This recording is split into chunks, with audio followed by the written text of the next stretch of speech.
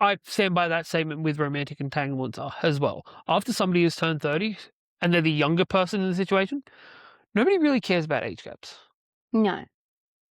It's just under 30, everyone assumes that you're some level of naive and innocent. Yeah, there's a presumed power imbalance because of the difference in life experience. Whereas there is also a rather large difference in life experiences between somebody that's 30 and somebody that's 60.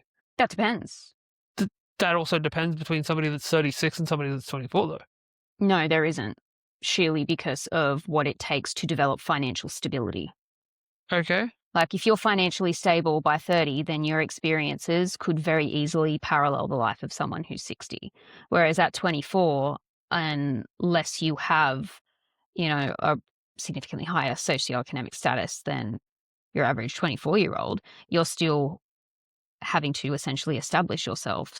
This is an on average situation then, because there are plenty of people under that age that have managed to experience a lot of the world, and not even because they've had that's made them do it. Yeah, but I'm talking like by the time, again, you're into those 30s era and whatnot. It's not an either or situation in the way it pretty much always is in like your late teens and through your 20s. You more than likely haven't had any sort of like long-term rental where you've had to manage like tenancy agreements and or had any sort of mortgage or any of those like big ticket, like in dealing with insurances and loan repayments and There is the potential for people that are younger to have a high level of lived experience in a way that is similar to what you're talking about, but not entirely in sync with it, and it should still be validated. I disagree with you on the first point. Agree with you on the second. Okay. Because I'm not saying that any of, our late teens and our 20s experiences that develop that lived experience is any less valid.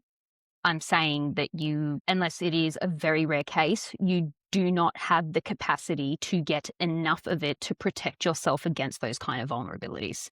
There's Mhm. always going to be major gaps. Like, say you develop a high level of adult responsibility skill in managing a household and a family because you were a young parent.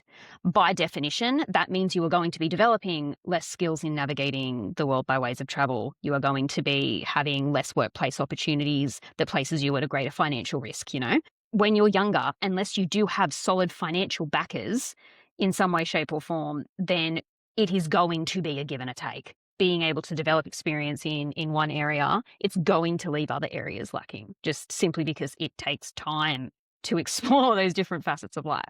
Mhm. So yeah, it's definitely not any less valid.